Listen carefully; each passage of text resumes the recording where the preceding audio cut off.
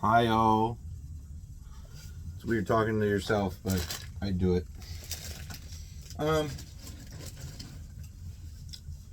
Just bored, waiting on people for my job. And I just wanted to share some things that I've done. Take it at your own risk. Some goofy shit I've done with reloading for firearms. Some little neat tricks that you might want to do, might not want to do. I'm not liable for any of the risk that you take by doing these things. I did it because I was bored and I was dumb and, just wanted to do it. But figured I could, so I did. So, back when Mosins were $100, $120 a pop and they were all over every store shelf, I bought one, and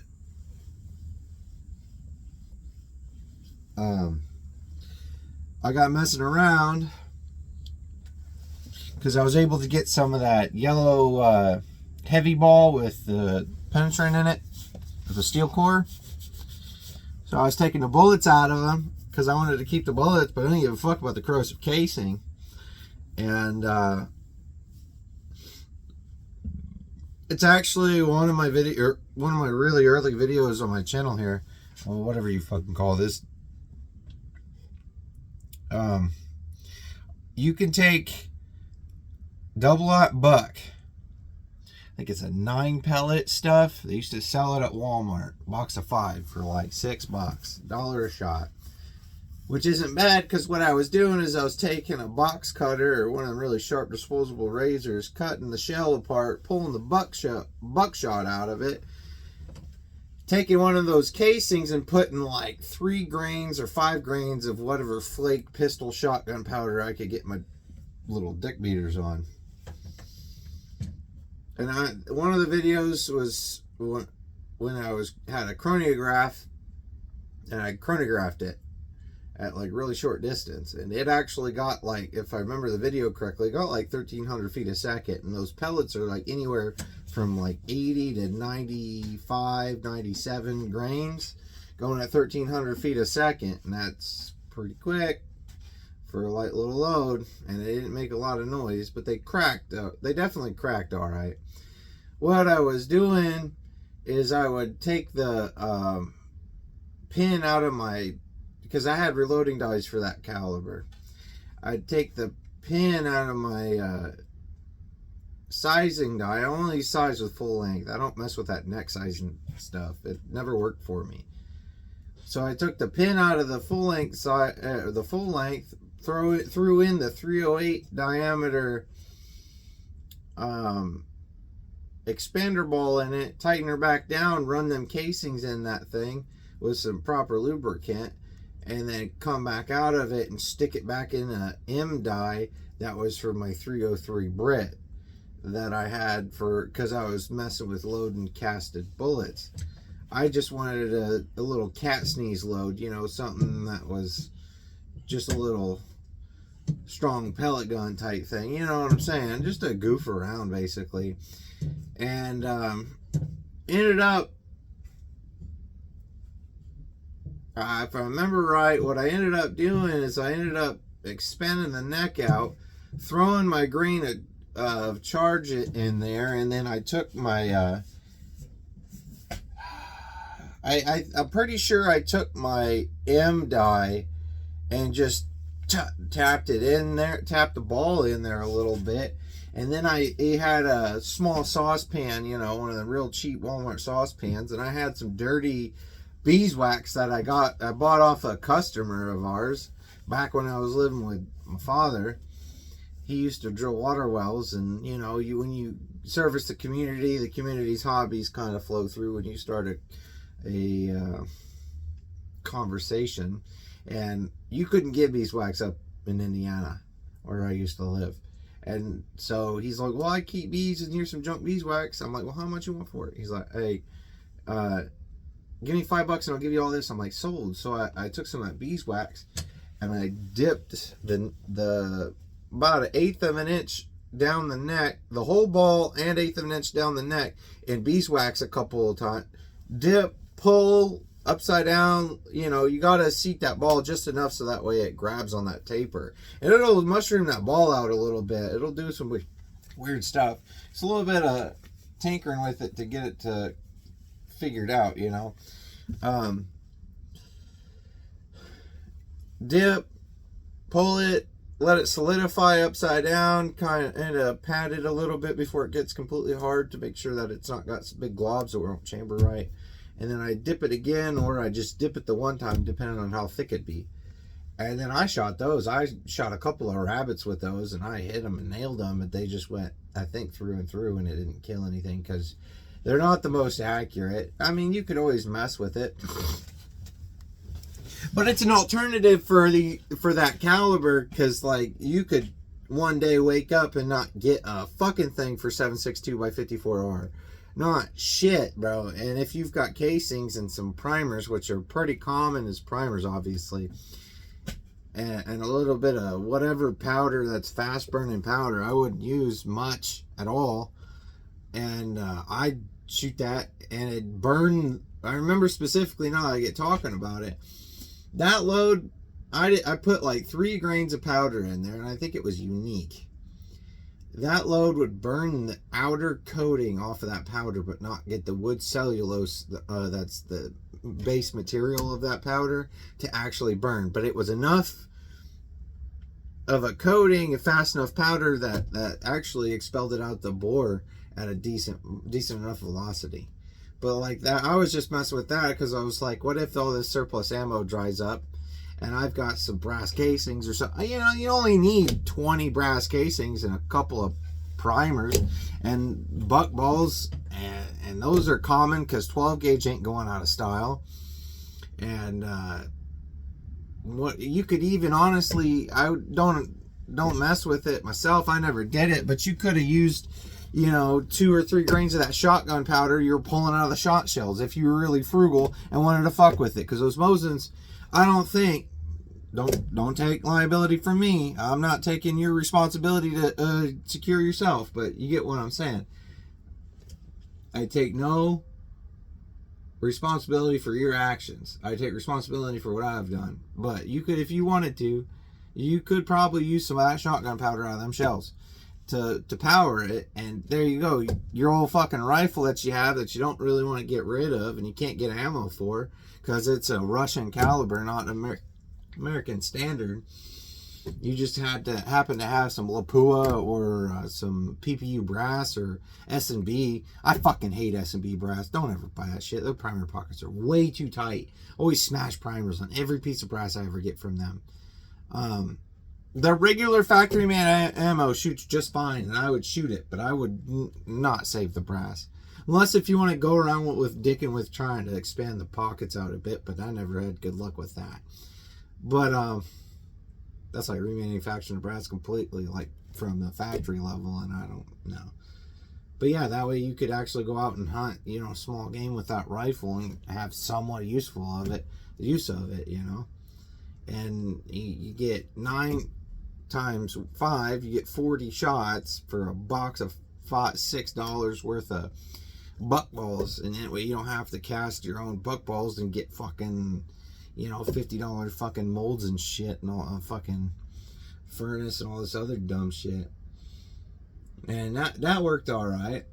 Another thing I did is I had a Lee Enfield at 303. It was a number 4 Mark II, one of the ones with the micrometer type sights, the dial sight that would creep up or creep down. They're really nice sights. It was a really nice rifle. It shot all right, but I couldn't get enough 303 British brass around, especially stuff that I could reload that would hold together. So I went over to my local reloading shop, and he had 3040 Krag brass.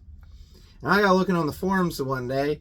If you take your die set for 303 British and you run that fucking 3040 Krag, it's got the same shell holder because the rim is the same size except the rim back face where the bolt faces up against the rim, that back face is chamfered on that brass. So it's not a flat base like 303. It's chamfered much like the 762 by 54R. If you take that shit and you run it through your 303 dies, so your neck is the same diameter as 303, and you run just, you know, say you run a cast bullet, 150 grain bullet or whatever you want to run through it with a gas check, always use gas checks with your fucking lead loads. You will save yourself so much hassle from cleaning, because they just go through and wipe everything out. You don't have to. I highly suggest it. If you don't have them and you need to shoot, you need to shoot. There's nothing can be said against that. But run your gas checks. I know they're getting expensive, but run them. You could always do the free checks system where you make your aluminum can gas checks, so that way you don't run out and you're not paying $1 million for 1,000 gas checks just for some lead bullets. But if you take and put whatever lead load with like 10 grains of unique or whatever shotgun powder and run that through your 303 and fire form it, so you run it through the die, you shorten the neck out, and then you chamfer it, you know, get rid of the burr and all that bullshit from cutting the case shorter, because 303 is longer necked, shorter bodied, but a longer overall length. You shorten that down to the appropriate length and fire form it, and that shit works better than the 303 stuff because of that chamfer on the head of the case there. It doesn't want to get caught up on each other's rounds. So I had a lot of that stuff, and I was real proud of me figuring that out. 3040 Krag brass was easy to get at the time. I don't know how it would be getting it now. It's one of those obscure calibers again. That works real good. And then you can, once you fire form it, you can load whatever 303 load you want out of it. There's really no difference in the brass after you fire form it. And it lasts pretty good long while, because I was using virgin brass that wasn't ever loaded into ammunition. I wouldn't load any hot load to fire form pretty much anything, to be honest with you, unless if I'm fire forming, let's say like I'm shooting 223 Remington yellow hot core bullets out of a 223 service rifle or something, match rifle, that maybe that chamber ain't cut for that brass, and I'm just being real picky about it. I might run full loads out of that. But stuff like that where you're taking and you've got some free bore in that chamber a little bit and you're trying to get that shoulder up and blowed out, I wouldn't load anything hotter than what you absolutely have to. And then I was goofing around. I couldn't get supplies. I think it was back in like 2009, 2010.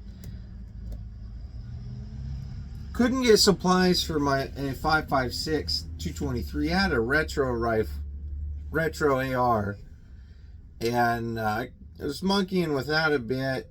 What I ended up figuring out, I couldn't get bullets. That's what it was. I couldn't get bullets for it. I get powder, primers, shell, casings. Couldn't get fucking bullets. So what I ended up doing is I ended up gently tearing apart 22 long rifle, using the bullets out of that into a 223 case and loading like a couple of the 22 long rifle shell casings worth of powder. The 22 powder, every one I'd like dump one into a little collection pile. Once I get like 3 of them, I'd shove that into a 5.56 case, and then I'd shove one of the bullets in there very gently. And it was a fucking pain in the ass is what I remember, because those bullets, they're real soft because it's 22. They don't like sitting in that case for shit. They will, and they'll shoot, and they won't get that dirty, but that's only if you absolutely have to. Same as the 7.62 by 54R.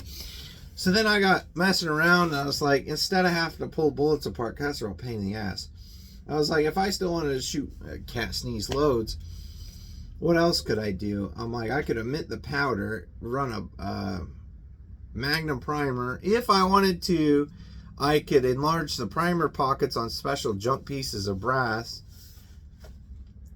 Get Magnum primers, prime brass that's used and So take a piece of brass after it's been fired. I know I'm jumping around, excuse me. Take a piece of brass after it's been fired out of a 5.56, no matter what 5.56. Run it through a Uhlir size die for or 223, and then don't have the expander ball in that case. And then you could take an M die and shove it down into that 5.56 and flare it out just enough to get a pellet started in there. Put a primer in there. You want to put a primer after you shove the pellet in there, because it'll kind of mess with it, as far as I remember. You could do it kind of janky. It's up to you to how you do it, but shove a pellet in the case neck, a 22 caliber pellet with a primer in it. It'll shoot it shot out of my AR-15 like a high-powered pellet gun. That was a big pain in the ass because I kept getting pellets stuck inside the case body.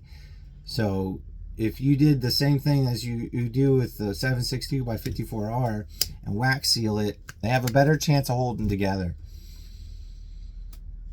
Yeah, that's a couple of crazy shit that I've done with reloading.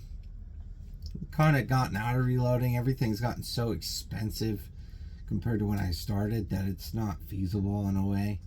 You know, yet our wages have been stagnant as a culture for a little while inflation has doubled and tripled. So like the basic necessities is what you're trying to cover, and you don't have much wiggle room for anything else on a basic wage. So, you know, you gotta prioritize what you need. And I've always been of the opinion that, like, even with reloading equipment, I'd rather not buy 10,000 primers and buy me a piece of equipment I need that's not cheap. Instead of buying the Lee Perfect Powder Measure, I'd buy the RCBS Uniflow, something like that, because that's going to stick around for 20-30 years if you keep your hands on it and don't trade it off or sell it or anything like that, or try to switch it around to something else. I mean, if you have to, you have to, but whatever. But I'm just saying, like, I'd rather have equipment over disposables any day, because that money, it'll have something to, that item will represent your dollar amount a lot longer than that disposable item. A disposable item is necessary for shooting, at least, but it is as well basically a symbol of wealth, because it's liquidatable by utilization. So yeah, I know this is a long video and I apologize. I just wanted to say something. So that's a couple of things I've done. If you got any questions, hit it up in the comments. I can't think of anything else I've really done. Oh, another thing I did, I had a Swiss straight pull, the 7.5 Schmidt Rubin. I had the older, like, K11. It wasn't a carbine. It was, the base sights were 300 meters. And I couldn't find 7.5 brass that was reloadable there for a minute. So I was able to get my hands on some, I think it was 6.5-284 Norma brass, and that had worked. It worked really poorly, and I was using that for cast loads. It worked really poorly because that 284 brass, that stuff, you'd have to neck it up and do all the regular wildcatting stuff to it, or whatever you want to call it. But that 284 brass had the body was like this and the rim was like this, so that extractor on that Schmidt didn't want to grab it at all times. You really had to kind of watch it. Couldn't rip ram with that brass. Then I ended up, PPU started really making the 7.5 Swiss cartridge, and I got myself some of that and reloaded some of that, and that worked a lot better, because the case is like this, and then the head's about like that, you know, just a smidge a little bit bigger, and that works a lot better. But yeah, that straight pull was kind of a pain in the butt, because I always wanted those cardboard clip speed loaders, and they always wanted way too much for what they were. You know, 303 strippers, if you could find them, they were the same as those cardboard clips, and those strippers, they'd last a lot longer and give you a lot less pain in the ass. But anyways, deuces. Thanks for listening to my 20-minute rant.